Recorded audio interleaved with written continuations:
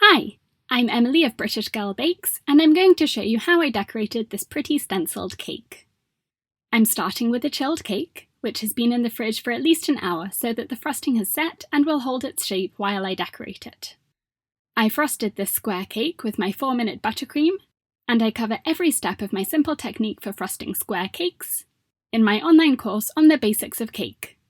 And I've put the link in the top of the screen and in the video description below. Now that the frosting has set, I'm applying this bright purple buttercream with an offset spatula, spreading it in random patches around the cake and then smoothing it with my frosting smoother so that it lies flat against the sides of the cake. Because I've chilled the base coat of frosting, the coloured patches aren't blending with the white frosting beneath it. Now I'm adding my next colour, dark blue buttercream, and spreading this on randomly as well. I've used gel colours to tint my buttercream to get these bright colours without affecting the consistency or the flavour of the buttercream. If you're enjoying this tutorial, please click the thumbs up button and subscribe to my channel for new cake decorating tutorials every week. Click the notification bell so you don't miss a tutorial. On the top of the cake I'm doing the same, spreading frosting on with an offset spatula, and then smoothing it with a frosting smoother. I have a tutorial on how to make this buttercream and how to check the consistency and add different flavours, and I've put the link in the top of the screen and in the description below. I'm tidying up the cake board by scraping off any frosting smudges, and I'm using a round cake board slightly bigger than my cake, which I've secured onto my turntable using a ring of masking tape.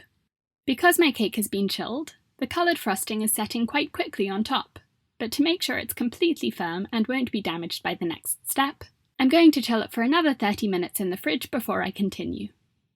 Now that the frosting has all set, I'm pressing my stencil against the side of the cake and spreading white buttercream over the top, holding the stencil in place with my fingers. If you prefer, you can attach it to the cake using pins while you apply the frosting. I'm trying to spread the frosting with equal thickness all over the stencil, going over the whole pattern, but not quite up to the edges of the stencil so it doesn't go onto the rest of the cake. This is a plastic stencil from a craft shop. Nothing fancy, but it works perfectly. When I peel the stencil off, I'm leaving this pretty pattern behind.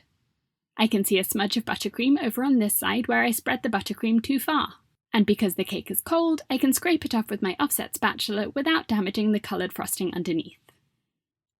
Over here, I'm going to stencil over the edge of the cake, starting with half of the stencil on the side of the cake and spreading buttercream over it, peeling it off, and then lining the stencil up so that the rest of the pattern goes over the top of the cake.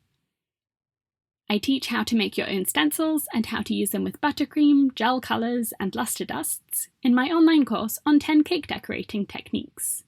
And I've put the link in the screen and in the video description below. You don't have to use the whole stencil every time. Over here I'm spreading buttercream over just a small part of the stencil, choosing a flower and some leaves that look like they belong together. And when I peel it off, there's a dainty design that doesn't look like it's missing the rest of the pattern. I'm doing the same in a few places on this side, so that the pattern is different here than on the other two sides, where I used the entire stencil. Another way to vary the design using the same stencil is to flip the stencil over to create a mirror image, or you can cover up sections of the pattern with parchment paper, taped down, to block off parts of the pattern. You can cut parts of the stencil out if you don't plan to use it again in its entirety, but with parchment paper, you just temporarily alter it. I've put my cake back in the fridge for a few minutes because the frosting was getting soft and sticky, and I didn't want to damage it with my stencil. But now it's set again, so I'm holding the stencil against it, spreading on some buttercream, which is only going to fill in the parts of the stencil that aren't covered up with the parchment paper. And there's a slightly different looking pattern again. I'm using this same stencil with parchment on the top of the cake as well. And there's the finished cake! If you enjoyed this tutorial, please click the thumbs up button, and if you haven't already, subscribe to my channel for a new cake decorating tutorial every week.